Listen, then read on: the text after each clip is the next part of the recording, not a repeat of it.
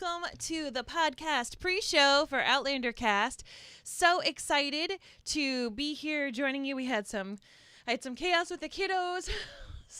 Yeah, this was literally a giant rush to get this. But it's all good. Taken care of. We're here. We're fine.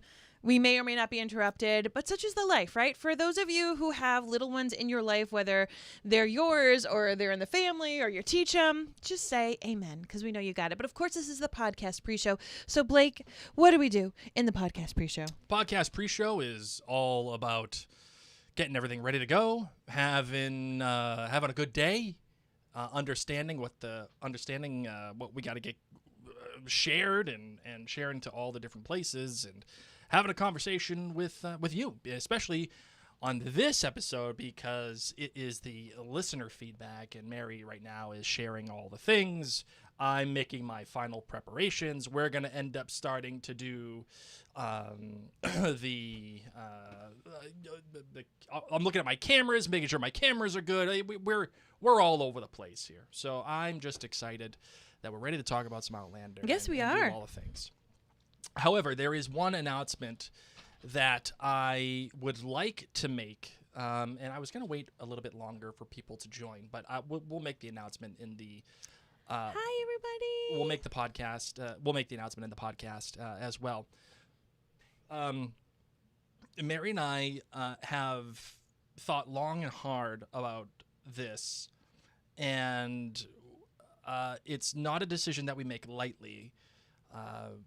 We've decided, for many reasons, but for our own mental health and for our bandwidth and dealing with some rather inappropriate behavior in our groups, we've decided to put a pause on the Outlander Cast Clan Gathering and the Outlander Cast Book Club.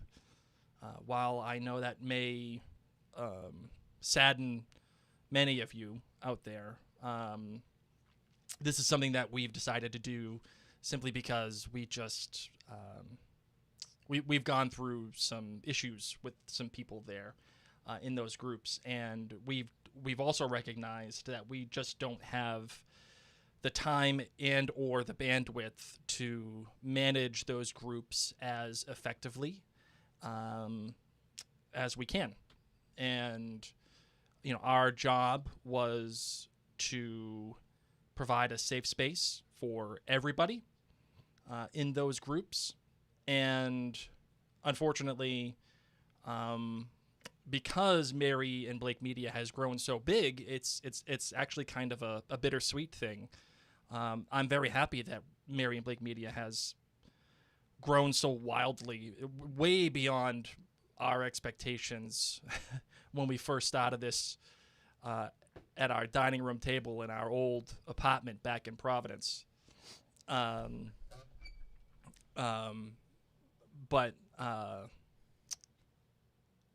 I just, it's something that we have to do for our own mental health and for our bandwidth, because we simply cannot provide a space that is safe enough for all of us. So we are going to be focusing our efforts on one channel. Okay. And that is the Mary and Blake group and the Mary and Blake Facebook page. And that's it, because that's what we know we can do effectively. Two people, busy with kids, all that kind of jazz. So obviously, you guys know where to find us. But like Blake said, we've just had some issues. So for the time being, we're just trying to consolidate, since it is just the two of us. And we can only do so much. So and here's another thing. I'm just saying this to all of you live right now. I'm also convinced that some of these people are saying things because I'm not there. And I'm not there because I'm too busy running everything else. And I guarantee you these people would not be saying those things if I was there, or if I had enough time to see all the comments. Wouldn't be happening.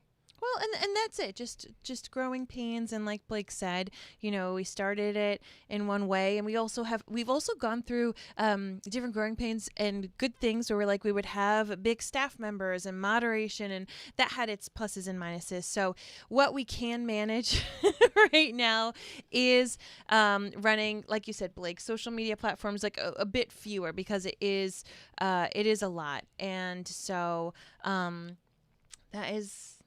that's the scoop. Yeah. So, I mean, listen, nothing else is changing. Like, we're still going to make podcasts. Mary and Blake Media is bigger and more thriving than ever. Like, we're not going anywhere. It's Mary just we and had I. created Facebook groups for like a bunch of our podcasts, and Yes. we realized that It's just too much now. We can't keep up.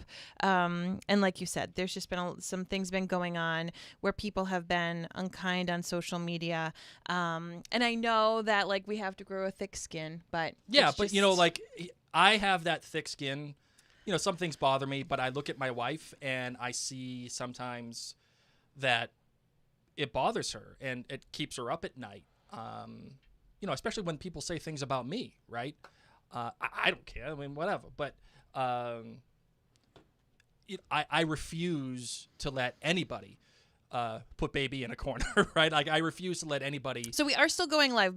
Yeah. Bronny says, "Are you still?" No, we're still going live. It's just we had too many pages and too many groups and too many things. So we're still doing what we do. It's just we had spread ourselves thin online social media, and so we're just consolidating. Yeah. We're just consolidating. Just so that I can get my fingers around everything. Yeah. So yeah. So we're still going to go live. We're still going to be live on every doing channel. everything we're doing. It's just Again, the company is as big and thriving, and it's going to grow ever more from now on. Like, it's only going to get bigger, right? It's Yes. just in order for it to get bigger and be run appropriately and effectively, we have to make sure that we have our fingers on it. So as long as you're following the channels that you're following right now, like this is where we are. So don't worry. If you're like, oh no, where will you be? Where you're watching us right now. Right now. Don't worry. And we still will be doing everything. It's just like Blake said, there's just been a slew of things that have been tough, and we also did used to have a really big staff when, pre-pandemic, it was it was a totally different vibe, and we had different Facebook pages for different podcasts, and it's just. It's grown like it's grown like wildfire. Yes. And again, it's bittersweet. It's great, and I'm so thankful. But it is what it is. So I just want to say that is the decision that we've made. It's already happened, and of course, we do recognize that there are people that want to talk about Outlander. So please, we invite you to go to the Mary and Blake Facebook group. That's where all the further Outlander chatter can happen from now on. So that's that. Yeah, and also we know that there's other Outlander groups too. So it's like we don't have to be the end all be all. It's just because we're here on the Outlander Cast podcast. We just need to say It is that. what it is. All right, let's get into the episode. All right, so on that note, ladies and gents, it is time to start the episode. Marvin, are you ready for this? I sure am. All right, let's get it done.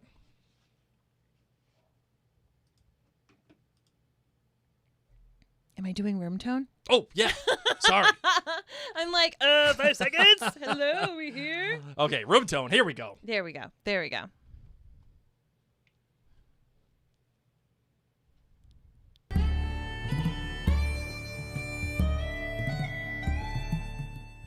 All the way from Providence, Rhode Island, coming to you live from the Mary and Blake studio. This is Outlander Cast. It's a podcast.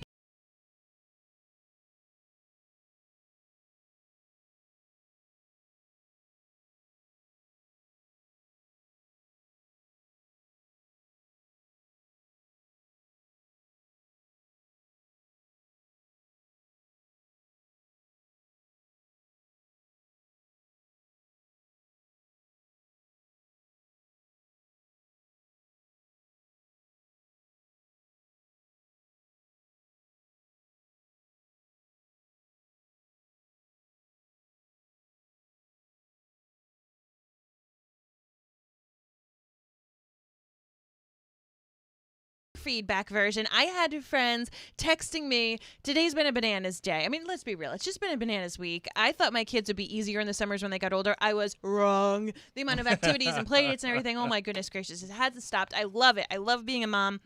It even made us late for this podcast episode because they're running amok. But it's been so great. But I've had people reaching out saying, oh, I'm sending in some more listener feedback. I've got this. Can I do a voicemail still? Can I do that? I'm like, yes, send it all, because this episode is all about what you have to say. And, you know, it's funny because we, of course, loads of our friends watch Outlander. We've met people through the Outlander fandom. So henceforth, we have that in common. And it's been so fun because a bunch of people, of course, are watching it the moment it comes out. And we have a couple of friends, I'll tell you later, who haven't watched it yet. Oh. Because they want to save it to binge it. Oh. And I told them, I was like, if you have the patience for that, life is just busy right now, so you can't always watch it the way you want, I am slightly jealous because I feel like this season of Outlander, if you are in the future and you're listening to this, please email and let me know if this is how you did it. I feel like this season of Outlander, if you were to binge it, you would go one after another, after another, after another. Yeah, like you right. wouldn't be able to stop because it is just so good that I'm slightly jealous of those of you who can binge. But on the flip side, here in the present time, we're here. We're talking about this particular episode. Yes. So many things going on. Before we get into the show, we, of course, want to remind you that you can subscribe to this podcast. So if you're listening on Facebook or YouTube or one of the many places that you might find us, we're actually a podcast, generally an audio-based podcast. So you can find that in any podcast app, including Apple Podcasts or Spotify There for the you go. Stitcher people who are losing Stitcher. But I also want to remind you that you can find Blake and I on all sorts of social medias. We're on Facebook and Instagram and YouTube. We're even on Threads. Still trying to figure that situation out. I don't know what to tell you. But also you can go to maryandblake.com, and you can, when you go there, a little pop-up's going to come up and it's going to ask you, would you like emails from us, so we can let you know when we do go live or let you know when a new podcast episode drops. So make sure that you are subscribed there. And on that note, let's release the house. Ooh, look at you. You did it. I love I mean, technically, it's your line since it's in blue, but Well, I know. That's what I'm saying. You did the release the hounds. I got you. You're ready for the agenda free, baby. Mm. All right, here we go. Let's get it done. All right, all right, all right.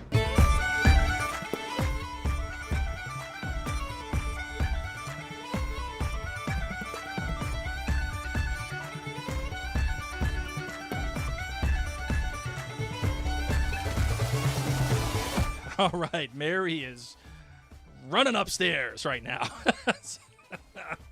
So, you are stuck with me, ladies and gents.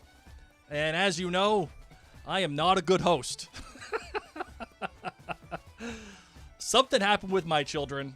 I don't know what it is. And if you're watching live, you just saw that happen in lifetime. And Mary Zedler here on Facebook says, Mom ears. That's 100% right, because I didn't hear a damn thing.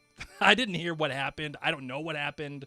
I'm still podcasting live, ladies and gents. The beauty of live podcasting. Okay, so since no one is here to talk with me at this moment, we're going to start with a voicemail, shall we? Because if I can't have Mary here with me, I'm going to have somebody here with me, and it's going to be this person. Let's just start with a voicemail. Hi guys, my name is Riley. I have been a listener since 2019, but I'm a first-time caller, and... All right, Riley, thank you so much. Where's my bell? I got to hit my bell. There it is. Oh, there we go. All right, here we go. We started off with a voicemail, Marvin. Fantastic. Because you had mom ears. Mom ears, the dog was barking. She wanted key lime pie that our little lass was having. Oh. She was barking incessantly, so I was nervous that there was an intruder or that someone was hurt and little Timmy's down in the well. I don't know. Okay? I was like, what would Claire do? Claire would run upstairs. No, it was just a dog being jealous of key lime pie. Yes. Okay. All All right, is well. so we started off with a voicemail. This one comes from Riley. She's been listening to us since 2019. Yet, Hi, Riley. this is the first time she's ever called us. I've given her the bell already. You're caught up. Ready? Thank you. All right, here we go. a very proud member. I had a lot of fun listening to you guys try and figure out where Melinda was from. So I thought maybe you guys could try and figure out where I'm from, and then I'll tell you at the end of this voicemail. Okay. So my kilt rating pause. for... By the way, Melinda, if you're out there, I do want to know. This is a mystery of the ages. It is, and I hope like Melinda wasn't hurt feelings. Maybe Melinda's in this voicemail. Does that say Melinda?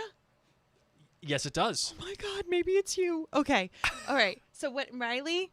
Here we go. Okay, Riley, you want to hear her again a little bit so we can play the game? Can I hear her name? Can I hear her say her name? Yeah. All right. Well, It comes- we're gonna start it over from the beginning. That way Okay. you can hear it. Okay. And I won't have a key lime pie fiasco. No key lime pie fiasco. Not a Boston cream, but All right. Here we go. you know. I love how this has become a thing now. This is great. All right. Here we go. 7:05 was hold on. Hi guys, my name is Riley. I have been a listener since 2019, but I'm a first-time caller and a very proud member. I had a lot of fun listening to you guys try and figure out where Melinda was from. So I thought maybe you guys could try and figure out where I'm from, and then I'll tell you at the end of this voicemail. All right. Do you have a guess as of this moment before she starts getting into her Well, thing? when she first said her name, it almost had like an Irish lilt to it. Yeah. But the rest of it has been American. I'm gonna say New Mexico. I was thinking like middle of the country, but the southern portion, but not in southern accenty. Like Like Oklahoma. I don't know. Do Oklahomans have southern I accents? feel like Oklahomans would have an Oklahoma accent. So I feel what you're saying. It's more like Western. It's Western, Southern, non-accented. Let's keep going. Let's keep listening to Riley's vowels. Krisha on YouTube says Melinda Gate. Yes. Caitlin guesses Illinois. I don't know. That was the guess Let's for Melinda. keep hearing how. All right, here we go. Riley. So my kilt rating for 7:05 was a 4.4. Okay. My good is Brianna getting locked in the tunnels and then knowing exactly where and how to get out and proving those guys wrong. My bad was leaving Walter to die. I was confused as to why they'd make us care so much and then essentially just say, bye, Walter. My great has been all the newcomers this season. I've been loving Rachel, William, and Denzel. This What? I'm feeling Heartland, like middle Oh, corn, man, we are way off. some like corn place. I've now gone on to Southern like California. Ohio, Indiana, Illinois, like the middle of the area of the country that I don't really know that well. So The middle area. there are dragons out there, really. Yes, That's what there it be is. There be dragons out Yeah. there. No, I've gone so far now as to say Southern California. Oh, okay, I dig that. Her did a little something when she said out. Again, she's got like a little bit of a Benny the Jet feel. Oh, okay. All right, so I'm not Just it's like not Melinda. Just like no. You said Melinda had a Benny in the Jet feel. No, I said that about somebody else. Are you sure? I can't remember what. Okay. But anyway, I'm getting. It's not in your face. It's subtle. It It's is subtle, subtle. Benny the Jet. Okay, let's go. Okay, here we go. scene between Rachel and William Mhm. in the morning after the traumatic night Yep. and her speaking to him basically just through her eyes was incredible. Mm-hmm. They've been a great change from the Browns and the Christies. Yes. 100% agree. Agreed. That's my take. Thanks so much. I love you guys. And I am born and raised from North Idaho. What? What? You know what we just learned? What's that? Idaho sounds. Freaking Idaho. I did not know how they spoke in Idaho. There we go. Oh my God! Coming down from the Here we go. clouds with Idaho. Idaho. Awesome. I am so excited. Thank you, Riley.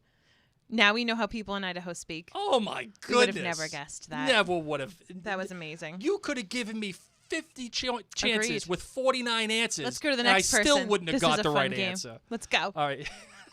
We'll do one more voicemail, I'm then in. we'll get to the other stuff, okay? Okay.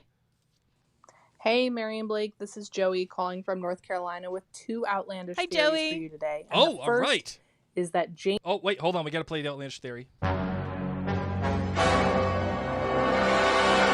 right, here we go. You ready? time travels, but he time travels in his dreams. And this is the answer to what we saw all the way back in season 1, episode 1, about how Frank bumped into his ghost, that ghost of the Highlander, looking up at Claire's window. Yep. I feel like we have enough evidence for this now with, Dad talks to the kids and Dad dreams about the kids, and how Yes. a few episodes ago he knew Fiona's name after having a dream. I really think he is doing some sort of time travel in his dreams. Love it. I love this. My second outlandish theory, and this is building on what you said, Blake, that you think that Galis is coming back because Okay. she was mentioned.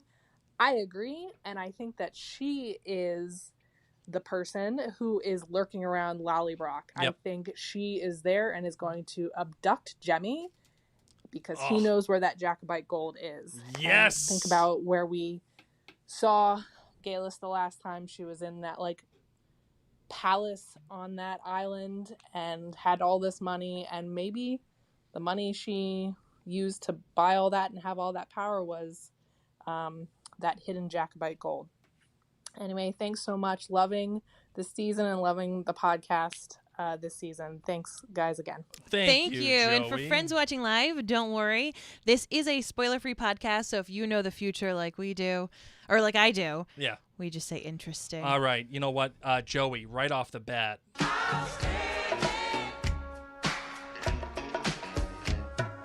Makes me want to shout.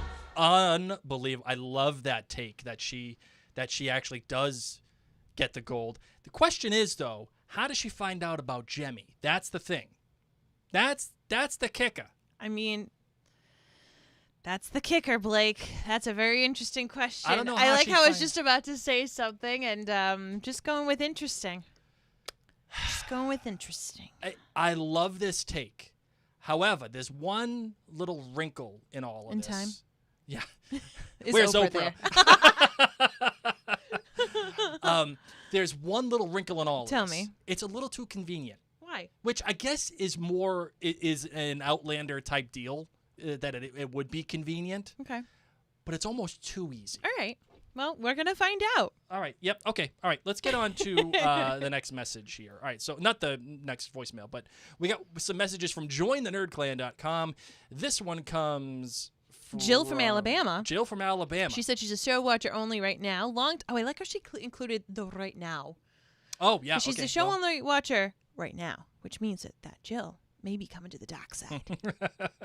Join us, Jill. Longtime listener, first time leaving feedback for a podcast, and she says, insert ding sound here. There you go. I really loved this episode. 4.7 kilts. Her good was Ian and Claire's chat about Ian having a good enough spirit to still impregnate someone else. Go, Ian. I just love how he called her Auntie Claire. Wasn't the spirit, I'll tell you that. That's science. It was swimmers. Well, that's how Claire feels. Her bad was Roger really did a half-assed job checking around his house outside after his child said she saw someone out there, and there's been someone leaving rubbish in their yard, so he should have taken it a little bit more seriously. Yeah, you think? He didn't even walk around to the other side of the trailer out there. Come on, Roger. One of your listeners in your last feedback episode had a theory that the Knuckle V, I don't know how you spell it, is Galus, and I totally support that theory. Everyone's co-signing. Oh my gosh, I love this. And then her great was a tie between who do you have to lock in a tunnel to get a drink around here? Boss Lady Bree and Jamie showing the French general that you can indeed get a cannon to the top of Sugarbush Mountain or whatever it's called. What was that crazy blue force field that Bree ran through in the tunnel? Another time jumper spot. Love the show and love you both. Yeah, That is definitely a another great time. Definitely question. another time portal. Absolutely. Great question, Joe. I will say, when you have subtitles on, Yes. it says buzzing sound. Yeah, no, So I'm as not soon giving as- anything away. I'm just saying that. I think it's like one of those, like, okay, you have the stones, and when you go near the stones, like there's a slight buzzing that you can hear it. There's like Or a you read there's it like in a your captions. there's a Yeah. ruckus. There's a ruckus, Ruckus. right? This is like a super time portal. Hmm. That's why Bree like almost got knocked to the ground when she was like in it. Well, remember, it knocks people out. Like when they get up, they're all dazed when they come through the Yeah, stones. no, but she was walking near it, and she was on the ground, basically. What was interesting to me is that she chose to go through this blue thing. Mm. I would not. I just would have chose very, very differently. Yeah, I totally agree. I really totally agree. And as far as Roger goes, Jill from Alabama, my uncle used to tell me something when I was a kid. Do tell. He used to tell me that I had a disease. I had a disease called half-assitis. Because I half-assed everything. Okay. And I think my son has half-assitis too. But I know that Roger absolutely has half-assitis. Because the way that he went out there on that porch, it was brutal. Brutal, brutal, brutal. Truly. All right, this one next comes from RR Studio. They say, another wonderful episode rich with characters we have come to love who anchor us as we are thrown into entirely new environments and situations. Singapore was a great title because we are about as far away from where we have been as a slow boat to China, Mary. The good. Hot damn that damn. Maybe it's because I used to play Zork, the Underground Empire. But what an amazing underground set. As if it wasn't creepy enough to be trapped down there, there's a gayless time portal to amp up the supernatural coincidences for the Mackenzies in the future. A whole loaf of weird breadcrumbs are strewn around this episode that are surely going to lead to something. To something interesting, yes. The bad. Although Brianna snot crying, missing her parents after catching the kids in the Love a graveyard good snot cry. gave me a lump in my throat. She was staring at like 100 more letters. I was like, come on. They didn't die at Ticonderoga. The great. All the kids. You know, I kind of agree here with RR Studio. Like, you know you got 50 million more freaking letters. They're all there. You got volumes of communication, and you're freaking out about Ticonderoga. I don't want to know the future. They didn't write 70 million letters in 2 days. Like, get out of here. All right. The scene where Roger shows his ear that he keeps referencing and looking for Granda makes me think he and Mandy are the ones sending visions to the past, or they are conjuring something together. Then there was Swift as a lizard, or wasn't it swiftest of lizards?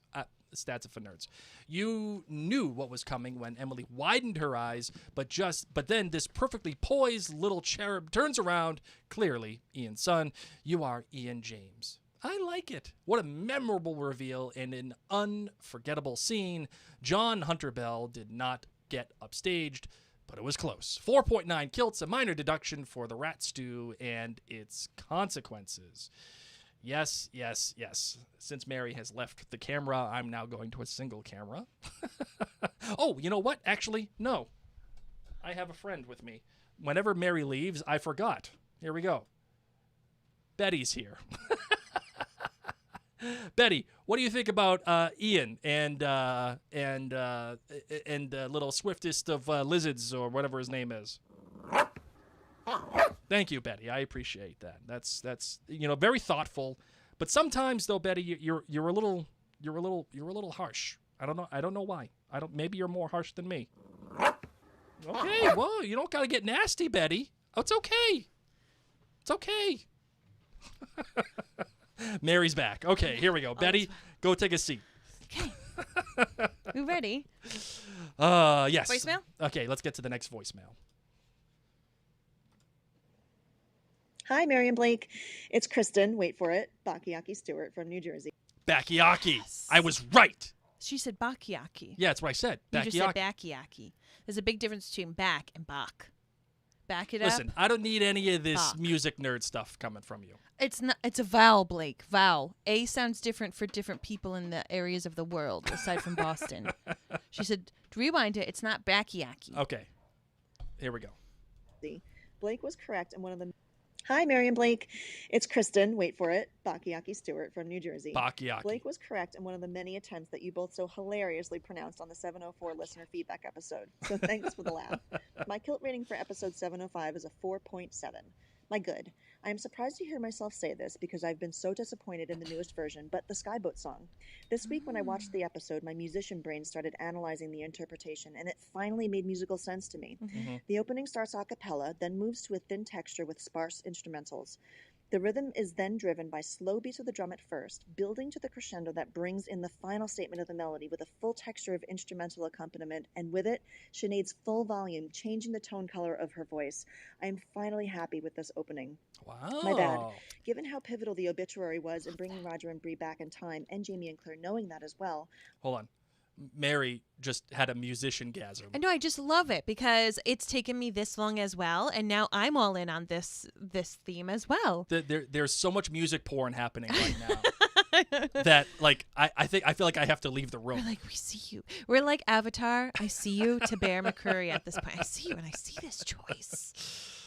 Sorry. I will let Kristen Bakiaki continue. I thought the letter that was opened in this episode would shed some light upon Roger and Bree's belief that they changed history by Claire sharing with them that Tom Christie had published the obituary in the paper. In turn, maybe it would have helped Roger find his faith again and become the minister that he's so destined to be. My great, the parallel storylines in both timelines of Bree, Claire, and Jamie fighting to be heard in their respective endeavors. Claire striving to earn the respect of the doctor at Ticonderoga, Jamie trying to be heard by the colonel by offering his Highlander expertise about the higher ground theory, and Bree marching into the pub demanding the respect of the men that she works with by not taking their fraternity hazing. Overall, a great episode to set up the back end of the 8th. Oh, looks like Kristen lost it. Kristen, you got to get it in all in 1:30. That's the rules. Them's the rules. We don't break them unless it's the finale. That's how it works. So sorry. All right, let's do one more voicemail. Hi, Mary and Blake. It's Sharon calling from Chicago. Hey, Sharon. Calling about Singapore. I'm just going to go ahead and tell you the rating for this is 4 kills. And that's really low for me, but mainly because as a writer myself, it really annoys me when pacing is off and characters don't ring true, characters that we know about. All right. Just starting with Claire, she never would leave anybody behind that was a patient of hers. She had worked so hard on that poor man to comfort him. And hold on one sec, Sharon. Is it better for Claire to leave him and know that she's not going to further risk his leg, or take him and make his leg worse? What's the better decision, Mary? Because I'm not sure if I co-sign on Sharon's thesis. I'm wondering if Claire's knowledge is like, I don't know. I don't My know. thought is this. I think the Claire we know would have done more to figure out a way to not put him in danger, but it was like, no, you're not going. You know what I mean? Like it was a decision, and that was that. Mm-hmm. So I think that's what's happening. Okay, sorry, continue on. And then handing him a bottle of laudanum and saying, "Ooh, here you go, sorry," and then leaving. It just that didn't ring true for our Claire. William was my next issue. He was such a jerk, berating the Quakers who had saved his life as they're riding along. And then, he sort of act like the jabronis from school who were like pick holes at you, if you believe this, then why are you doing that? And then William having to kill that guy just seemed very coincidental. I don't know. But my main disgust was that stew. I mean, so gross. Every time I think about it. Were those squirrels? I can't get it out of my mind. And then Ian, I just didn't get all this issue. Is that his boy? I don't know. Yes. Could we have seen more of that? And then that French guy just made me laugh so much. He reminded me of Monty Python and the Holy Grail. His accent. Oh, better luck next time. Bye. Yes, to me, it was very obvious that obviously this was Ian's child and that he got it and that Emily got it without having to say any of the words. And then the little boy's like, oh, I was told I'm not supposed to talk about you to my dad because it would upset him. In regards to Claire, with Walter, I really think that she did the best that she could, that really his stitches would have not held up. Also, it's kind of up in the air where they were going right now in these boats, and like, would that be better for him? Plus, she gave him so much, how do you say it? Laudanum, but the medicine to ease the pain. But then she also says, like, don't take too much. And she says it kind of like with knowingly eyes. And I took that as this will ease the pain. But if the British come in here and they're messing with you, it'll end your pain. So I didn't know if that's how others took it, of course. And yeah, Blake is now checking up on the bairns and the puppy upstairs because chaos is still ensuing, my friend. So here I am. Now I'm solely doing it, but Betty will not come out. I can read this next one without the dog. Becca wrote in at jointhenerdclan.com saying, my kilt rating is a 4.7. I had quite a few G's, meaning goods, and struggled to find a legit bad. However, the episode didn't completely take my doors off. My favorite good was Jemmy's explanation of getting in trouble for speaking Gaelic. Gave me an appreciation for the struggle of British citizens in Wales and Scotland during this time. I have a Welsh brother-in-law who speaks about how when his dad was going to school, the British government banned Welsh from being taught in schools, and if anyone who spoke it would be punished.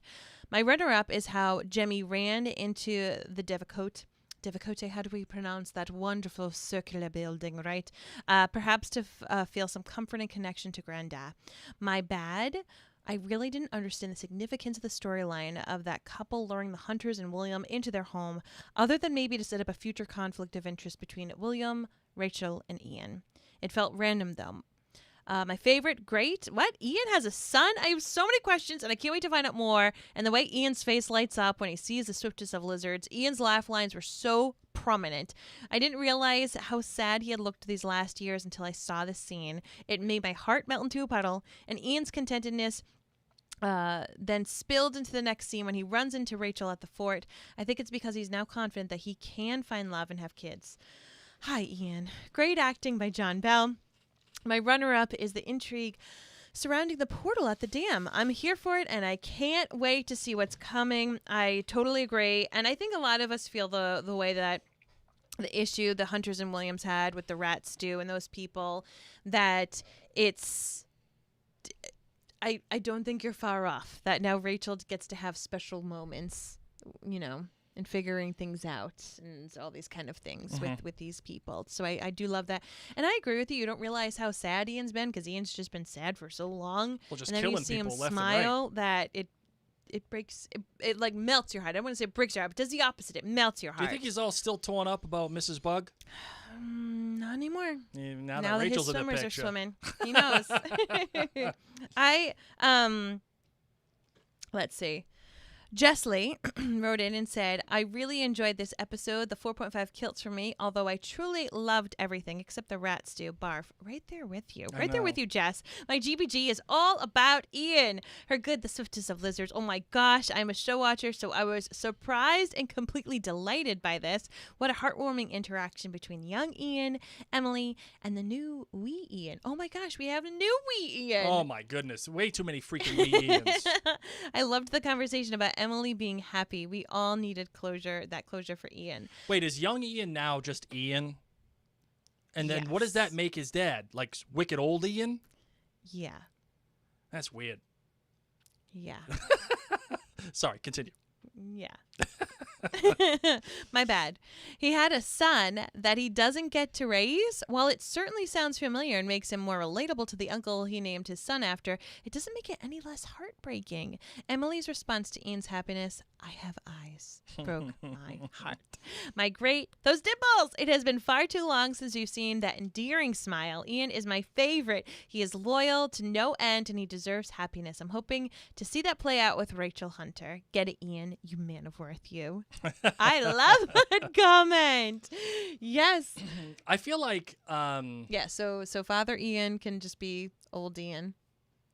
Yeah, I feel like the issue that I have here is like, when do you make the switch to wicked old Ian? I mean, like, and then like, does that like the day that does that happen? You're like, oh man, I'm wicked old Ian today.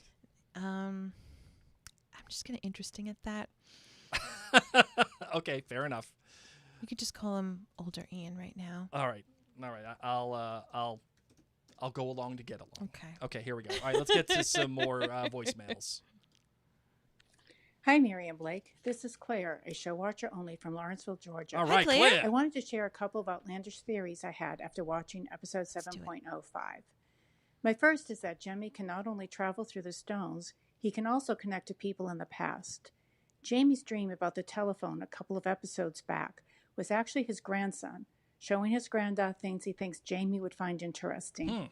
Jemmy even says he speaks with Jamie in the graveyard and that Jamie told him to build a cairn, even though no one knows if Jamie is actually buried there. My second theory is that Jemmy's Nucklevy is a time traveler. Others have speculated that it is Galus, but the timeline doesn't seem to work out. I think it is Galus's son, whose name I forget, but he was married to Morag, whom Roger met on the ship. He and Roger also met in the 1770s, so he recognizes Roger and is hanging around Lallybroch trying to figure out what the heck is going on. I'm interested in Blake's take on this. I know Mary will just say interesting. Marvin, your thoughts? Interesting. You know what? I think that's the little twist that I'm looking for. For those of you who are audio based, you didn't get to see Blake's little hand flourish. I think that's the twist that I'm looking for. Remember how I said if it was Galus, it's just a little too neat? Okay. I like the... What's the guy's name? What the hell was his name? The guy that she's... Galus's kid. Buck. Buck! You know what? I like this idea. Then give her a little outstanding. You know what?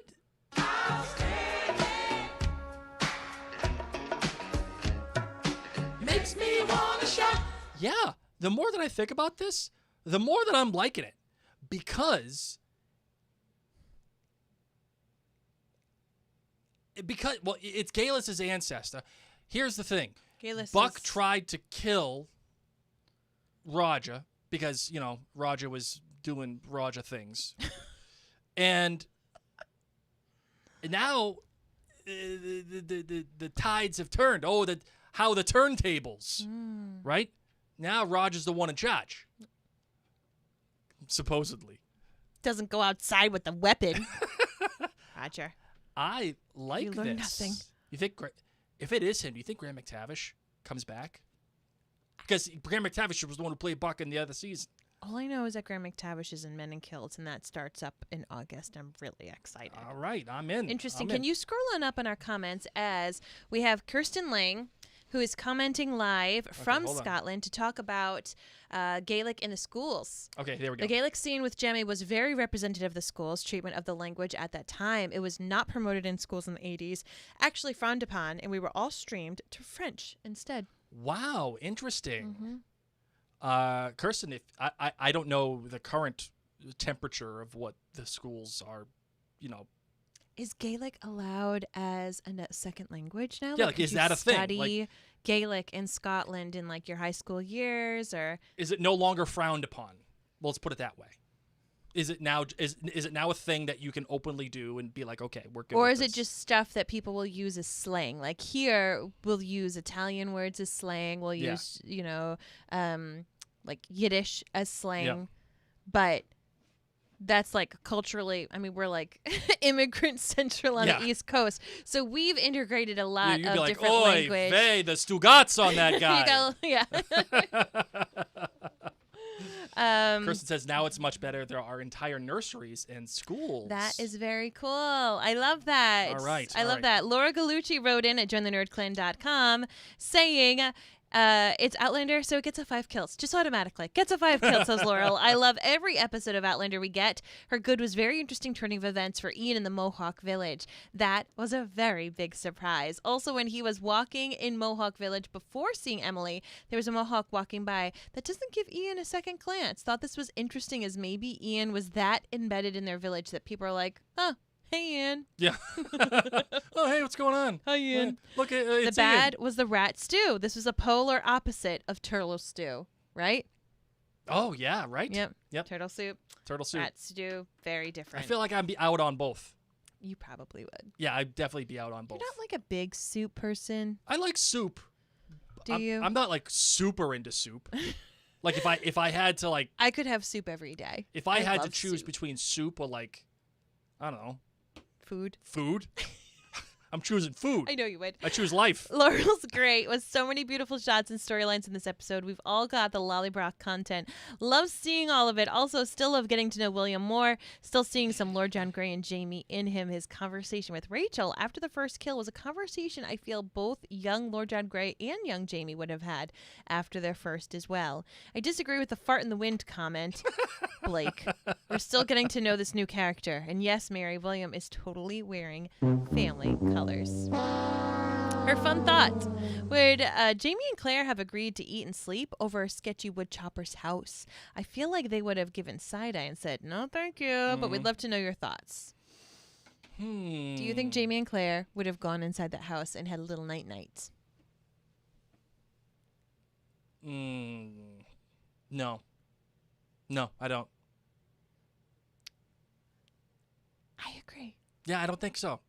Yeah, because I think that Jamie is smart enough to know that he's looking at that guy going, you know what? If he doesn't have any food, he's a little too healthy to not have food because of all the British. Hey, smart. Right? Smart. All right. And then also Quakers and William are a bit green and naive here, right? Last thought. Heartbroken with Jem's story about his teacher being cruel to him. I cannot handle when adults, especially teachers and parents, are mean and unfair to children. Roger, please be hero dad and put that teacher on blast. Mm-hmm. Yes. Yep, absolutely. All right. We're going to take a moment to thank our most amazing sponsor and partner. If I could find my mouse. I got you. And do the whole thing. All right, here we go. Let's get it done.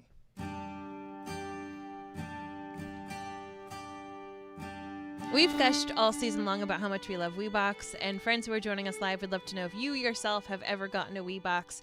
It is so wonderful because it is a monthly subscription gift that's designed to share Scotland with Scots and Scots at heart all over the world. And we know we have international listeners from all over the world, so you can be getting Scotland close to you. So every WeBox is carefully curated around a monthly theme with 5 bonny gifts and treats, which are often exclusive and can't be bought outside Scotland. It is a great value.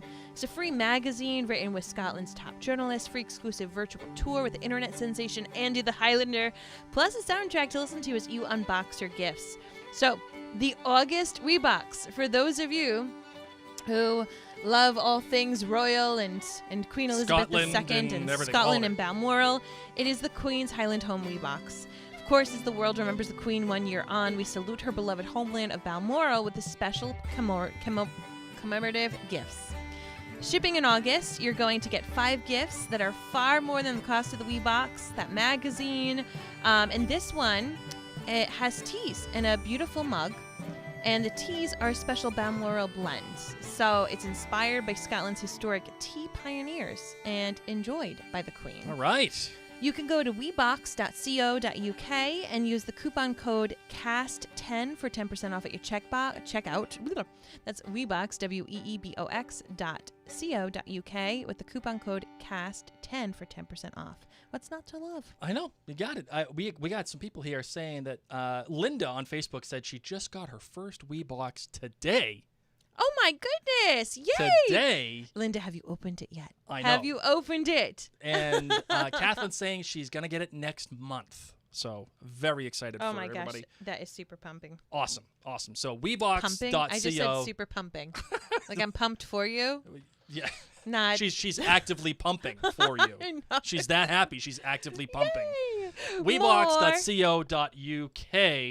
cast 10 for the checkout code. Let's get our voicemail. % off. I gotta get off the. There we go. Got you, baby. All right, here we go. Let's go to town here for the next voicemail. Hey, Mary and Blake. This is Angie in Georgia. Hi, Angie. I wanted to give my feedback for episode 7.5. Okay. For anyone who's like, wow, Angie, you're from Georgia? Angie's originally from Alaska. Really? So put that in your poop and put that in your poop and eat it? Put that in your pipe and smoke it when it comes to accents. You're just making stuff up as we go here. She's from, I unplugged myself, North Pole, Alaska. Who never said we were professional North in this Pole. studio. Mary just unplugged her headphones. There we There you go. go. More better. There we go. All right. So Angie, originally from North Pole, Alaska, now lives in the Georgia. North Pole, Alaska. There is a North Pole, Alaska. And when mail is sent to the North Pole. No, I'm US. legitimately asking. There's a North Pole, Alaska? Yes, and their friends who have bairns, Yeah. earbuds in. Yep. Their telephone poles are candy cane striped. Stop it. Their post office receives the North Pole mail in the U.S. Stop it. as part of their middle school or high school experience. They write back. Stop it. They have multiple Christmas-related things. And children there frequently think and grow up thinking that they, in fact, do live in the North Pole until they learn the truth. Until they watch Because Elf. everything there is North Pole-ish. Wow. Yeah. Google it. That is crazy. That's like crazy pills. That's what that is. No, it's just so interesting. I find it so interesting. But nonetheless, I love that because Angie's calling from Georgia. but she's from the North So Pole. if you're trying to listen, if you're like me, trying to listen to people's accents this episode, learning about different accents around the world, just know. Listen, if you're in the North Pole and you want a Weebox, you just go right to weebox.co.uk. I'll get you 10% off right away, baby. All right, here we go. Let's get to the rest of Angie's North Pole message here. I would give it a 4.7. I thought it was a really good episode. Okay. My good is, I guess, Roger finally like apologizing and kind of manning up. He's still such a douche, but he is my good. He's still also such a douche. Revisiting the graveyard finally, that was sweet.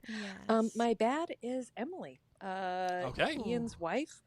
What, you couldn't send a letter or a messenger or Yep. anything like when you gave birth to this redheaded baby and be like, hey, maybe you should come home. BT dubs. Or at least like an FYI. Also, he like totally met up with her new husband and he didn't even mention it at Right. all.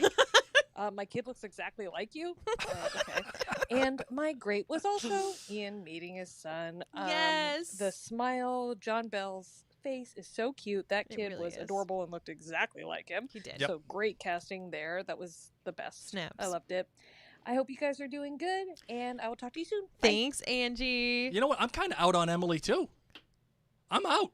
I mean, what is she supposed to do this day and age? She has a perfectly fine husband who's helping raise, and they've got their little family I unit understand. going on. I get it. I think that would have been really awkward. Like, now you're remarried. Yeah.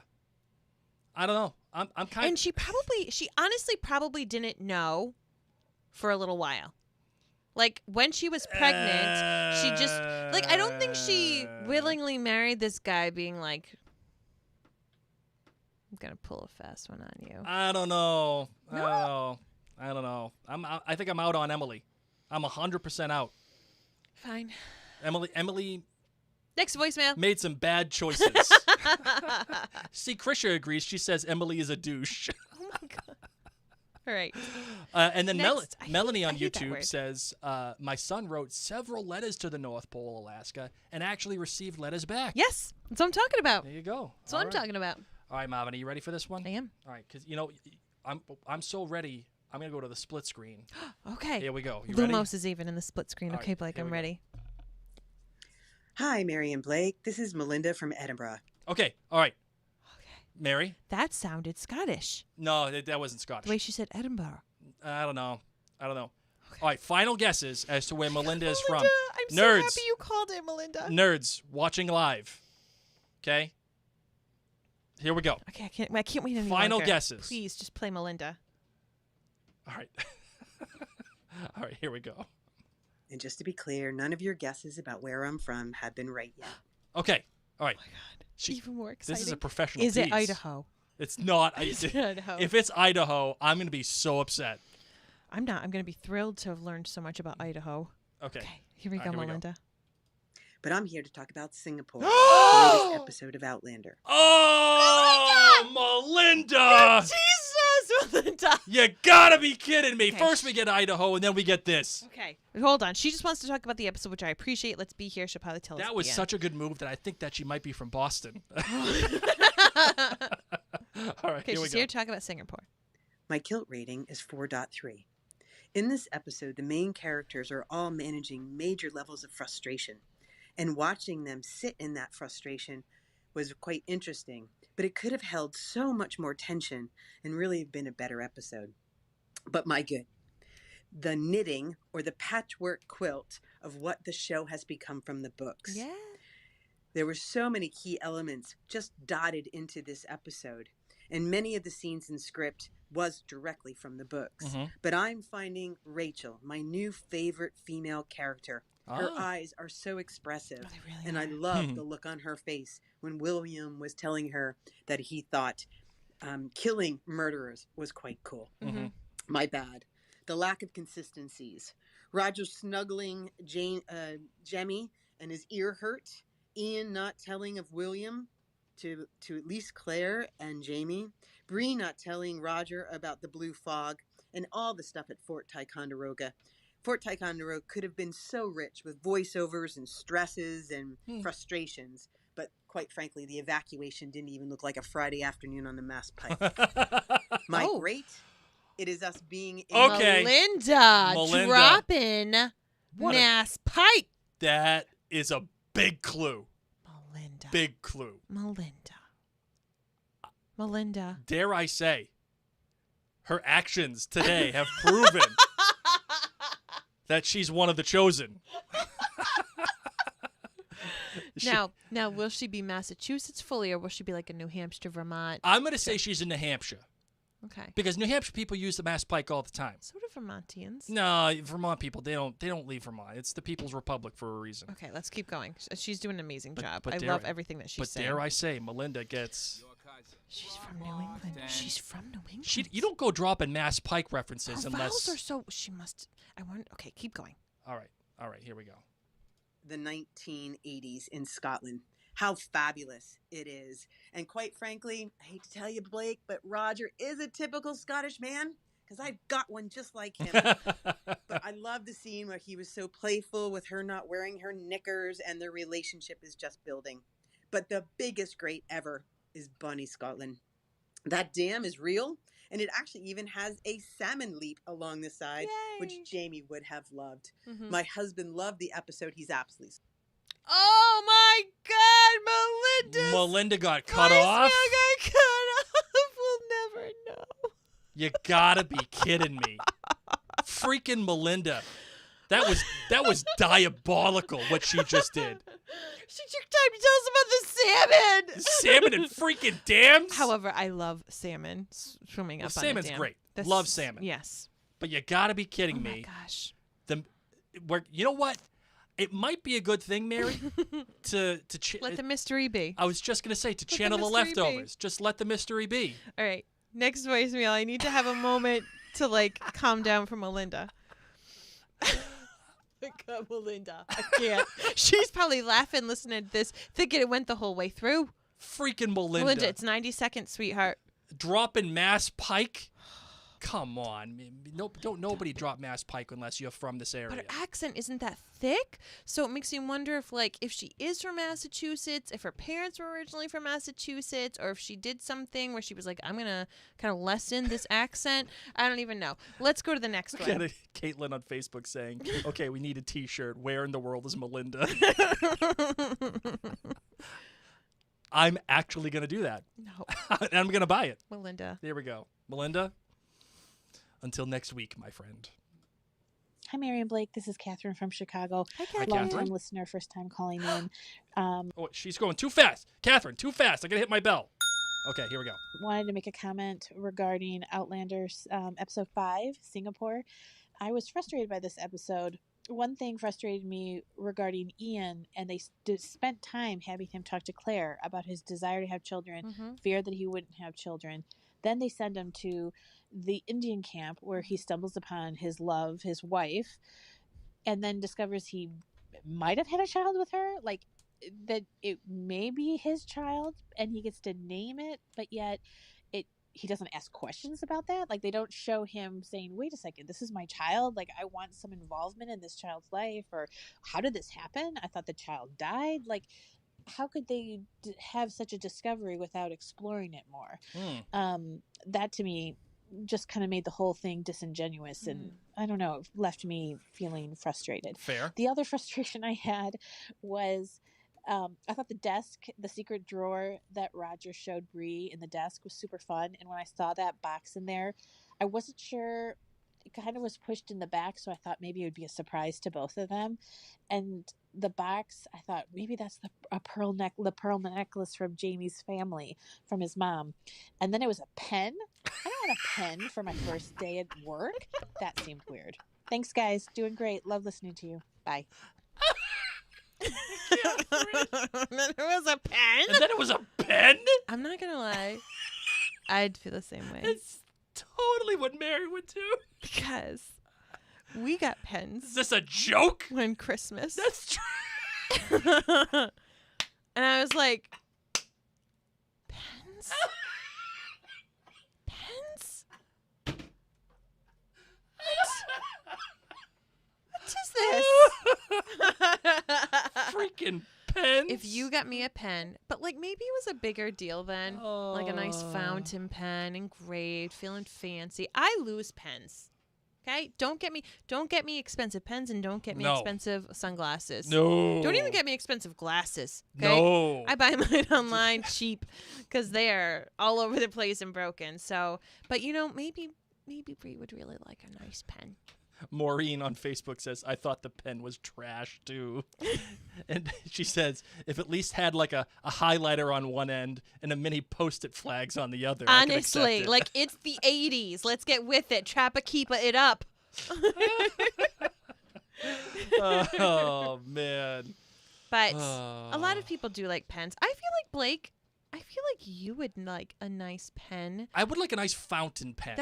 But that's what I'm saying. Like, if you started a new job and this was a really big deal, you would like a nice pen. And if maybe you had to sign on things as an inspector and you had to use your signature a lot, I feel like you would like a nice weighted pen. Well, I feel like I did start a job recently, and it was a really big deal, and I didn't get no pen. Oh, Mary's face right there. Oh. Oh, Here you go. Yeah, here we go. Here we go. There's the pen. There's a pen on the ground. Actually, it is a little weighted. You're it's welcome, not bad. Blake. You're welcome. You know what? Let me pretend it pops out of a desk. Okay, yeah. There you go. Oh, thanks. Popped. You're welcome, Blake. All right, let's get to some emails that we have. All right. This email comes from Allison. She says, this is mainly from Mary because words are powerful. And after listening to your podcast today and how people have used their words for bad, you deserve some uplifting. Oh, thanks. Remind yourself that you are stronger than the negativity people bring your way. You are doing something that brings you together as a married couple that you enjoy doing, that brings a lot of joy to others across the globe. From Australia here, she says. Oh. The minority are those with negativity. Know the difference between the constructive feedback and the people who don't know kindness. Keep being you, keep loving who you are and what you do. Look past the negative words and hold on to the positivity that comes from everyone else around you. Well, thank you Thanks, very Allison. much, Allison. That was very much Lumos in our time of Knox. Yes. So thank you very much for that. All right, let's get to the next one. This one comes from Joni. Joni says, hi, Mary and Blake. Just listened to your podcast about Outlander episode 705. I give the episode 4.9 kilts. Rather than giving GBGs for the episode, I want to talk about one thing in particular. During the podcast, Mary said, we've seen Jamie and Claire go to war. For a lot of people, that feeling about Jamie and Claire seems to have been there, done that. For me, Jamie and Claire are the alpha and the omega of Outlander. A lot of the secondary characters people fawn over wouldn't be where they are or even exist without Jamie and Claire. Brianna would not have been born, and without Brianna, Roger would be a boring history professor at Oxford wearing a tweed jacket with elbow patches and a turtleneck. I mean, I'm into that. Well, the thing is that he's still just a boring guy wearing, tweed jackets and elbow patches and a turtleneck. He's just not a professor. I'll take that. That, please. Listen, when a man hits on another man's wife. Okay, this is old. If it's true that we have seen Jamie and Claire go to war, in fact, this is Claire's third war, and yet they're willing to do it again. And for the sake of their family, a family 200 years in the future, it is true that they know they are on the side of victory this time.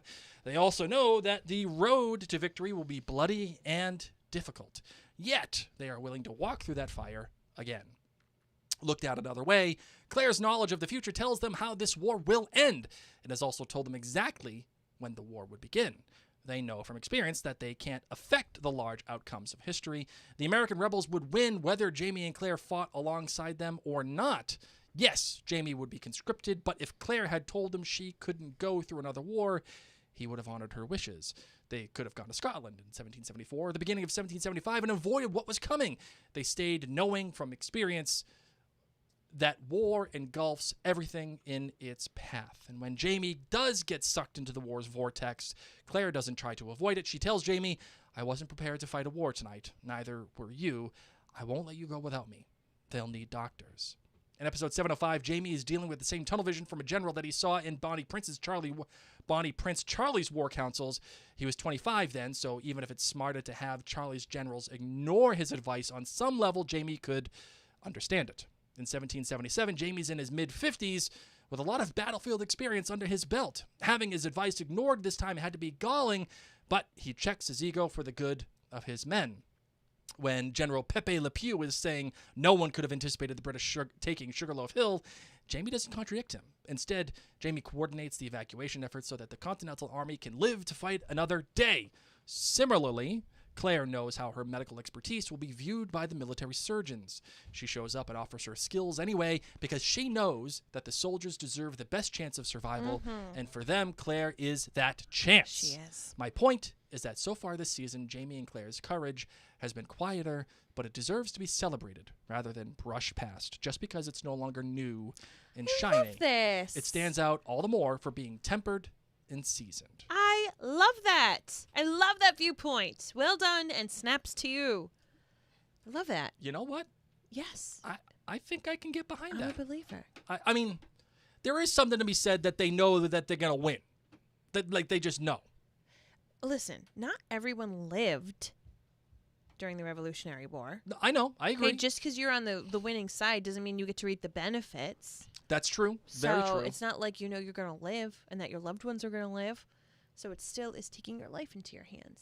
Let's get a voicemail. All right, let's do it. Where are we here? Okay, here we go.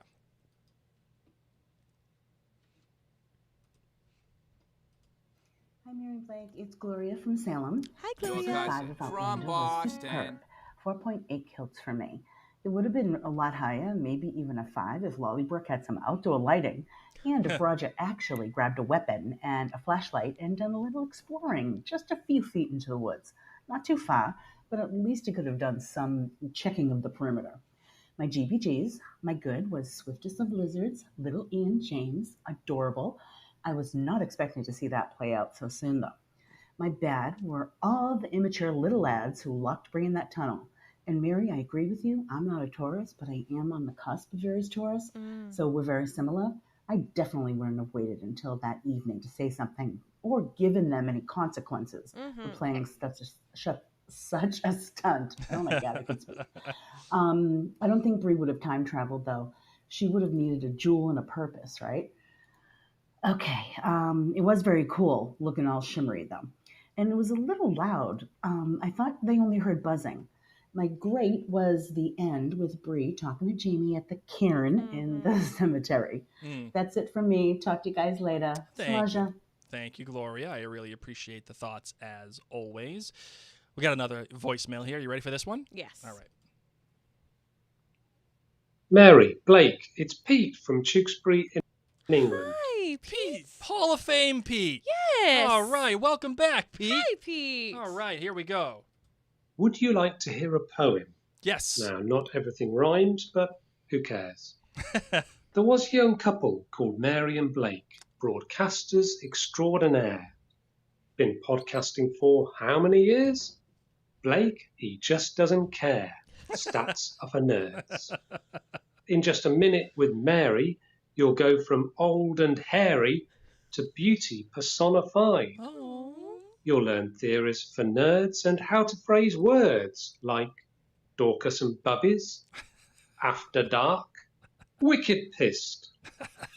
The best in Rhode Island are Mary and Blake, but we know that's just baloney. They're the best in the States, let's get it right. The rest are all just jabronis. So, to the Outlander cast community, go ahead, you debate and discuss, you work up a fuss. I wish you all good karma. But just be aware, the fact is laid bare. It always goes back to the Godfather. This is Pete signing out, your cousin from England. All Take care, right. guys. Bye. Pete. Pete. Hey, you're already Hall of Fame, and if you weren't, you would already That's be a now. Yeah. Wow. That is so sweet, Pete. That as was... I rhyme a little bit back for you. Pete, that was fantastic. That was was the big smile. Much needed smile to our faces. That was the salve that we needed, I think. Yes. That was great. And Pete's right. It always goes back to the Godfather. Always. Thank you, Pete. Oh, 2-time over Hall of Famer Pete, That's right good. there. All right, we'll get some more voicemails in here. Hi, Mary and Blake. It's Dina calling from vacation in Pismo Beach. All right, We're Dina. at 66 degrees compared to 106 at home. Oh. I want to comment on Outlander 705 Singapore. Okay. This episode was one that really resonated with me. Watching Bree talking to her da hit me in all the feels. I lost my dad 10 years ago, and I still talk to him. So I definitely cried during that part. Mm-hmm. I'm giving this episode 4.7 kilts. The rat fart stew and the lead up to that really brought it down. And I think Fart in the Wind is a Weird Al Yankovic song, but I could be wrong. So my GBGs are good. Roger being dad of the year in dealing with Jemmy's school issues, and being husband of the year, letting Bree know how proud he was of her. Mm-hmm. My bad, rat stew, enough said. Yep. Mm-hmm. My great, Jemmy not forgetting his grandsire, his Mhm. language, or his heritage, and keeping that alive for Mandy. Looking forward to the next episode. Be well. All right. Thank you, Dina. Awesome. Awesome. All right, we got another email here. Let's get to that one. Hello, Mary and Blake. Long-time listener, first-time caller, and she did put, in fact, a bell emoji. Everyone's getting really good with the bell thing. Awesome. I like that she's a first-time caller when Yeah. she emailed. But yeah, because it's the first-time caller bell. Sure, whatever. She gets it. I love it. Again, you know what? Say it with me now. Stats for nerds. Amen. I love the podcast. It feels like just like hanging out with friends while I do my house chores.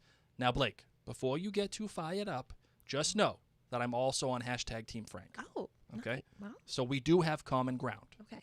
However, big however, I feel like Roger needs to be cut a little slack. Agreed. Maybe he's a bit of a lightweight, and he didn't think to get a weapon to fight off the nighttime Knuckle v Nemesis. The nighttime Knuckle v Nemesis. The NNN. That's amazing. Right there. Nighttime Knuckle v Nemesis. N squared. No, Blake. Whatever. No, Blake. Not at all. Cubed. I got you. N cubed. SATs. SATs. SATs. Squared. Oh, bless you. Longest joke in Mary love Blake you. history. Mary did better than me on the SATs. N cubed. That's what I mean. You know what I mean. Get out of here. Sure, Blake. Sure. The nighttime Knuckle v Nemesis.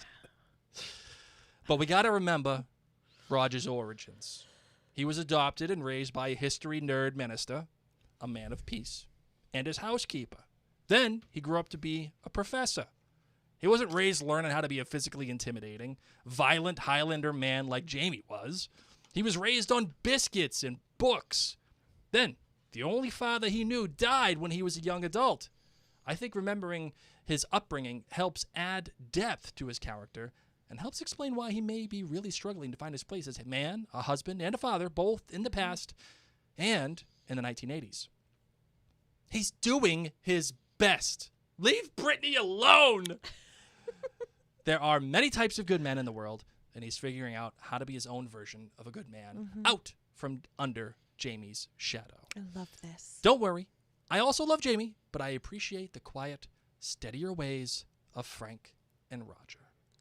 Y'all keep up the good work. Olivia from Texas. Thank you, Olivia. And I love that insight. And, you know, think about Reverend Wakefield's house. Yeah, I doubt he had a weapon by the door. Not only did my dad have the big wooden club, Yeah. but he had a BB gun in his bathroom. And when Blake came over the first time to meet him, that's what I got to tell him. I got to say, hey, just so you know, we keep a BB gun in the bathroom. So my dad... Just know that there's a gun in the bathroom near the window. I went to the bathroom. Sure enough, it was right there. My dad would shoot at the squirrels that were trying to eat the bird feeder food. Oh, man. All right, here we go. We got some final voicemails, and then we're going to call this one quits, okay? Okay. All right, here we go. Mary and Blake, hi, it's Marcia from Ohio. Marcia. Talking about episode 5, Singapore. I do get the reference. I still am a little confused as to why name a whole episode over that one little bit, and especially with the title card being the goats, I was just very confused on all that. But I give it a 4.8 kilts. My good, Bree, and everything women empowered. Yes. I have to say, though, I was a little disappointed that she didn't rip those dudes a new one because they Agreed. certainly deserved it. I totally agree. My bad. Did we really need to see Michael Mouse's descendants served up on a plate? I guess the 18th century was not just rough on women. My great, though, the families.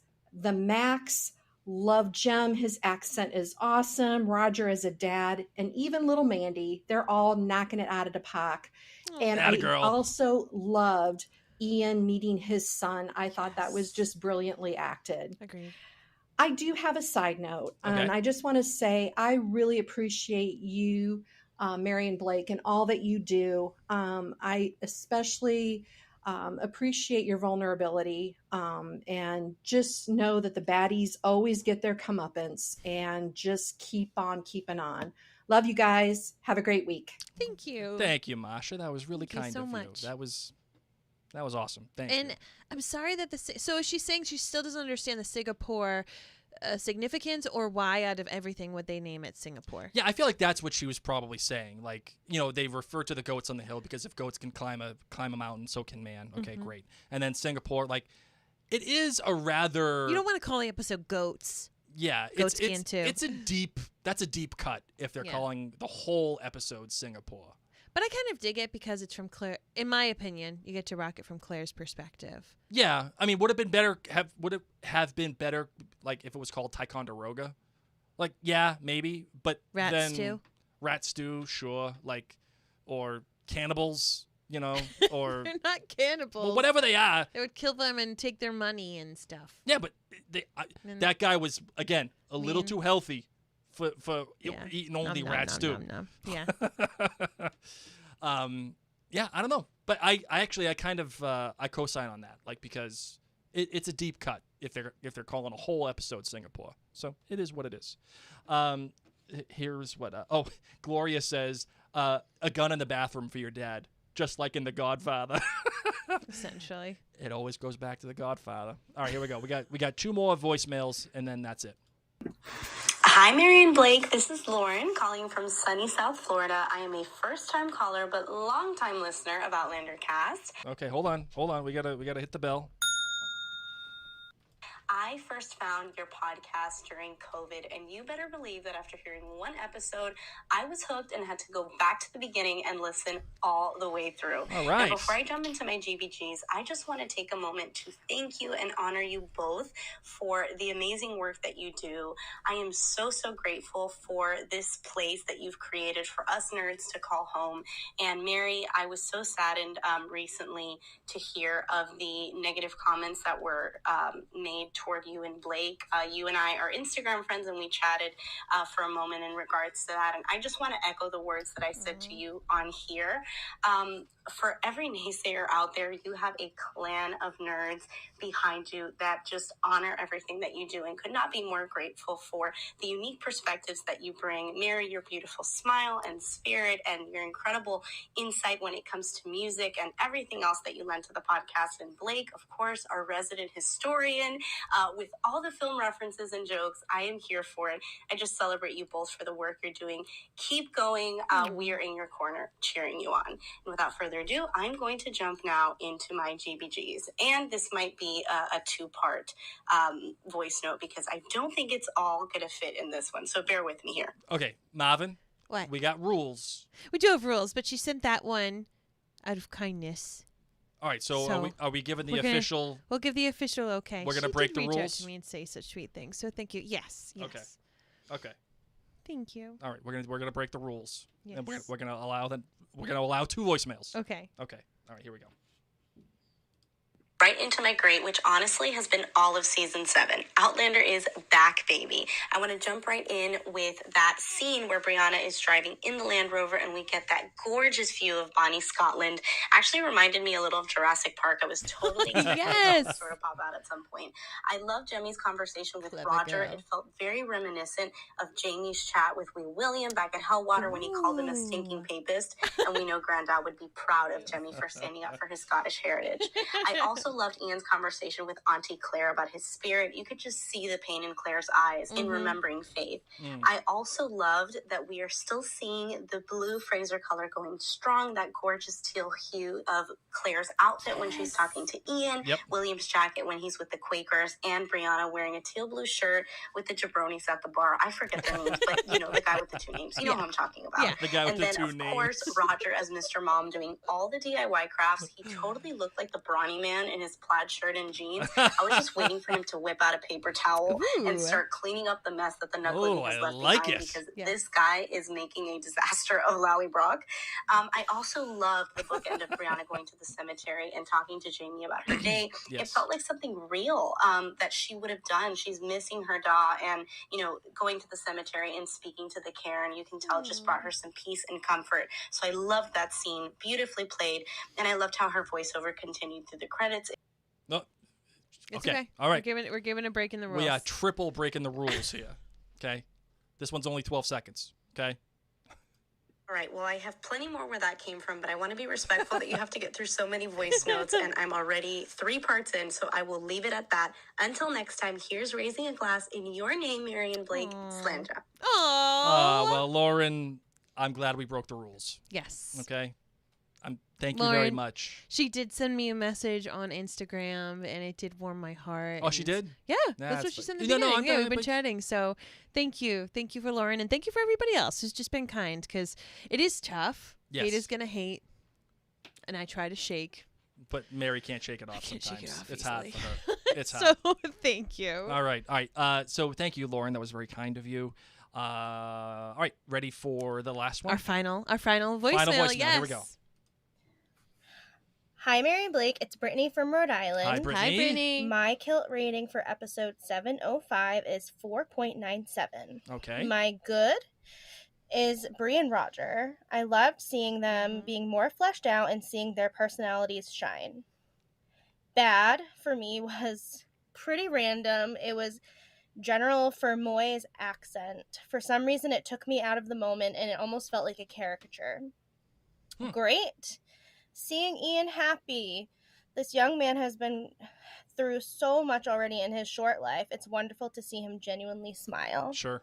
Loved this episode. I can't believe we only have 3 episodes left in this half of the season. Until next time. Oh, that's right. Good job, Brittany. Thank you so much. Thank you. What did Lauren said something that I wanted to ask you about, Marvin, and now I can't remember. I'm sorry. I kind of blew it there. It's okay. Ah, damn, I can't remember. It'll come back to you. Yeah, of course it will. It will come back as soon as I hit stop. No. Well, we want to thank you all for those of you who've taken the time to write on in and send your feedback, whether through Facebook or Instagram or voicemail, or of course our friends at jointhenerdclan.com. And we're, of course, going to continue to have these listener feedback episodes all season long, which we also do live. So if you haven't yet joined us for one of the live podcasts, you can. I definitely recommend that you get on our email list. Just go to maryandblake.com. There's going to be a pop-up that pops up asking, do you want all of the Mary and Blake emails? That means like everything included, but you're also going to want to check off the Outlander ones so that you get the Outlander specific ones, so that can come your way, as we do have many exciting things coming on up. And in addition to many exciting things that we have coming up, we do have somewhat of an announcement. We've already said this to the people that were following us live before we hit record, but I think it apropos to talk about this on the podcast as well. As it has been alluded to in this episode by many people, and we are just very thankful for the warmth and kindness from all of you nerds that are out there. There have been some unfortunate interactions that have occurred over the past few weeks, and just some things that I feel like were inappropriate. And what that has taught me, and I know I've spoken to Mary about this quite a bit, Mary and I have made a decision that we are going to pause the Outlander Cast Clan Gathering and the Outlander Cast Clan Book Club. And it is on Facebook. On Facebook, yeah. And it's mainly because it has shown me that I just don't have enough bandwidth to run all of our separate groups. You know, when we first started Mary and Blake Media, it was we had all the time in the world, and you know, Outlander was our thing, but over time, Mary and Blake Media has grown so big, and that's a great thing, right? It's an incredible thing. We're so thankful and happy, but it's shown me that I know we don't have the bandwidth to run. We created so many different communities and social media pages and groups and all this kind of stuff. And it's Blake and I at the helm. And at different times we've had different, slews of crew helping man things with us. And really it's a lot. And so to just kind of consolidate. So all of our interactions are going to be through our Mary and Blake channels, which we talk about every single episode. We talk about Facebook and YouTube and Instagram. And of course our Facebook group, which once again, we always talk about every single episode, but we did want to let those of you know that the clan groups have been paused, and just to continue having those conversations in the Mary and Blake group, because we can only watch so many social media feeds at the same time, in addition to everything else that we do and being parents and running the podcast. And really, this is it. Like, we love podcasting, and we love live podcasting. So none of what we do is going to change. Like, everything is still going on. It's just we need to consolidate some of our social media feeds because we can't manage them all. And in the process of not being able to manage them all, the things have gotten out of hand. And so we've just needed to say, okay, like, let's streamline stuff.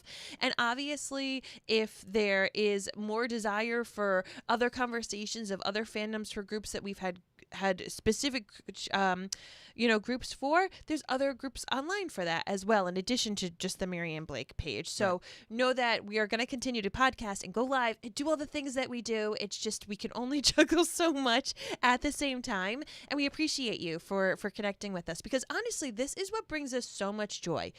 We started podcasting from our dining room table as exhausted parents who just felt like we weren't able to connect with other people because of the season of life that we were in, and we have made so many amazing relationships and friendships, and this is why we do. This is why we podcast. We podcast this free podcast to connect with people, to help people make friends and build relationships. We do the listener feedback to hear your voices.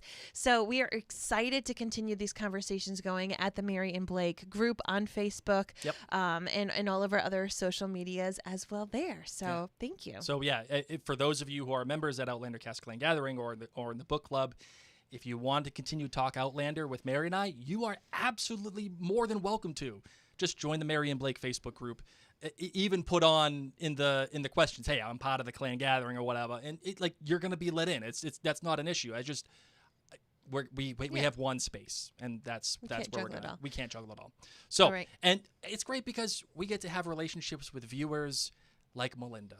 Oh my gosh, Melinda, who we still don't know where you're from, and this is so exciting. I know. So in honor of Melinda, I have this for you, Mary. Okay.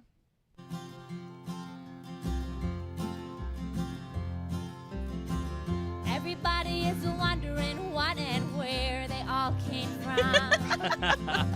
Everybody is worried about where they're gonna go when the whole thing's done. But no one knows for certain, and so it's all the same to me. Here it goes. Think I'll just let the mystery be. Yeah, that's it, ladies and gents. All right, so Blake's going to pull on up our jointhenerdclan.com friends who are of our most generous patrons there. I wanted to give those of you a heads up that we are getting close to our goal for the Michael Mouse shirts and all those exciting benefits that are coming along. So we're at 944. Holy smokes. Oh my gosh, it's almost happening. It's almost happening. So for as little as $2 a month, you can support this free podcast, keeps our lights on, keeps our hosting fees going on, helps make all of this possible, as we do love being able to give out this free content around the world and to be able to connect with you. So those of you who are members at jointhenerdclan.com, thank you so much. And Blake's going to thank our friends at the most generous levels at jointhenerdclan.com. Oh, wait, hold on, Marvin. Yeah. You know what I just realized? No. We didn't do the trailer for 406 or 706. You gotta pause this. You gotta pause this. Let the mystery be. We've got to do this. I don't know. Headphones back on. Iris Demento. I don't know if I'm not sure if I'm allowed to Trailer. pause her. You have to. This is Blake. a good call out. This was the original song for The I Leftovers. really appreciate that. Let's go. Okay. I love that for you. I love that for you. Good. Okay, here we go. We're really okay to pass on this. We want the trailer. Okay, we're going to do the trailer. Fine. Ruined a great moment. Leftovers. Blake. I missed the Leftovers I know already. you do, but we're here to talk Outlander, my friend. All right, here we go. Sorry. I'm picking Friends up. who've Hold never on. watched The Leftovers, it is a fantastic show. It is completely different than Outlander. We do have a full podcast that goes along with it. One of Blake and my top 5 favorite shows of all time. Yes. The Leftovers on HBO. So you can find that podcast at MaryandBlake.com as well. And just so you know, we are going to be covering Men in Kilts. Because that starts right after this season of Outlander airs.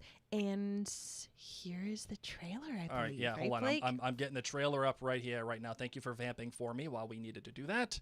Here we go, shall we? Yes, we shall. Episode 6. Are we going? Yeah. South.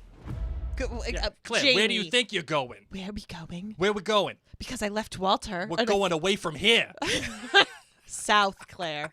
South. You know how to read the sun, Claire. Which way? Are you 6? Why do Am I you look at teaching the you sun? You got a dial? Where are we going, Jamie? Oh, Not man. Scotland. Not in these little boats. Good thing you didn't take Walter to Scotland. Wouldn't have made it. Oh, How many boats man. did they bring in this little shot? They got like 4 boats. No, they got closer to like 8, 10. Hold on, let's see. South. Oh, hold on. One, Oh, two, yeah. 3, 4, 5, yeah. South. South. South. Ian and I will draw the soldiers away. If you get caught, they will hang you. Oh, ow. All right, Jamie. Trust him. This is a turning point for the American cause. Scotland, I'll have to wait a while longer. Yeah. Can I? Jamie rocking a firing bow and arrow. Chucking knives into people's Chucking chests. knives. It's like Mel Gibson in The Patriot, but better. So much better. So much better. Holy smokes. Okay. All right, here we go. I'll leave the fight now. Ooh, ooh, ooh, ooh. Oh. Wait, whoa, Roger. Running out of the house. Still no weapon. Still no way, just running. Maybe he's running away from the house. Not now, Knuckleby. Oh my gosh. Maybe he's like that character in like a horror movie that actually makes the right decision. I'm not out. to go up the staircase. I am out. See you later. I am out of here. Either that or Jemmy farted from rat stew. Get out. Well, I love these quick shots of showing all these beloved characters, and what's just awesome is they're not really giving us too much. It's Yes, that's just true. I'm going south. Yes, that's what we're This doing. is a big part. You know, we've got the map going on with Bree and Roger figuring things out. So meaning they opened another letter. Sure. Okay. Very exciting because they're trying to figure out where their family went. Yep. And we got Rachel Hunter saying, "I trust him." And, Who is that? Rachel's making eyes. Who she trusts? It's Ian. It's Ian. I feel like she could trust Regular both Ian, guys. not wicked old Ian. Just Ian. And not wee Ian, but regular Ian. Ian. Just Ian. Yeah. Just George. All right, that's it. You ready to close this out? I am. All right, let's go. We're gonna bring back Iris. Yeah. All right. Think our friends? Huh? Our friends? Oh yeah, we gotta read the friends. All right, sorry about that. Everybody is wondering what and where they all came This one's for you, Melinda. Where are we here? I do love that map shot. What'd you say? The map shot. What's that? Bree and Roger were Oh, looking the at. map shot. Yeah, yeah. So, friends, Okay, thank here we you go. all I got so it. much for tuning in. So- And most we want to thank. We have some friends at jointhenerdclan.com that one of their thank yous is that we thank them Yes. at the end of each episode. So this one goes to Bobby and Lisa, Marianne, Tara, Vicky, Howard and Teresa Sanders, Christina, Peg, Tracy, Carrie. Wait, I think I messed this up. Sorry, I did. I totally did. I screwed it It's up. like we've got some new names here. Dana, Joanne, Kathleen, Katie, Kirsty, Lisa, Marianne, me and my human. Ooh, who's me and my human? I don't know, but it's... Is it like a cat or a dog? I like that. It's Lumos. It's Lumos. Lumos joined the Nerd Clan. Nadra, Sarah, Shannon, Siobhan, Susie Q, Tara, Vicky, Amanda, Angie, Barbara, Brittany, Christina, Dina, Jerry, Hannah, Janet, Jennifer, Caitlin, Keelan, Christina, Lori Ellen, Martha, Meredith, Peg, Sharon, Sue, Tracy, Whitney. And that's that, ladies Oh my and gosh. gents. Thank you, friends, so much. And thanks to all of our friends at jointhenerdclan.com for keeping the lights on here in our studio. We Yes. appreciate you. We want to thank our friends, of course, at WeBox. And that is a scoop. I know I mentioned it before, Yes. but we do have a fun event going on October 22nd here in Rhode Island. It is going to be the St. Andrew's Society, which is our Scottish society group here in Rhode Island's 100th anniversary. I am the MC, so if you do live in the southern New England area, you can go to, I think it's just riscott.com, but we're going to actually be interviewing and talking with some people from the St. Andrew Society, so you'll get to hear more from them. We are going to the New England Highland Games in September, and also going to be going to a Red Sox game in September. So you'll see more information about all of those events on the Mary and Blake Facebook pages. All right. On that note, my name's Mary. My name's Blake. And you've been listening to Outlander Cast. And we're going to let the mystery be. That's right.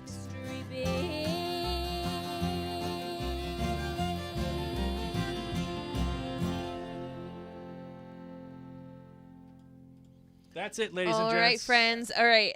Normally we'd be doing a After Dark episode right now because we didn't get to do it earlier, but I'm nervous about my children. Yeah, we've definitely avoided them for too long right now. So I know we did promise the After Doc for the listener feedback. I know we did, but we're gonna have to try to do it another time just because our kids are just running amok upstairs. I know it; it's a guarantee.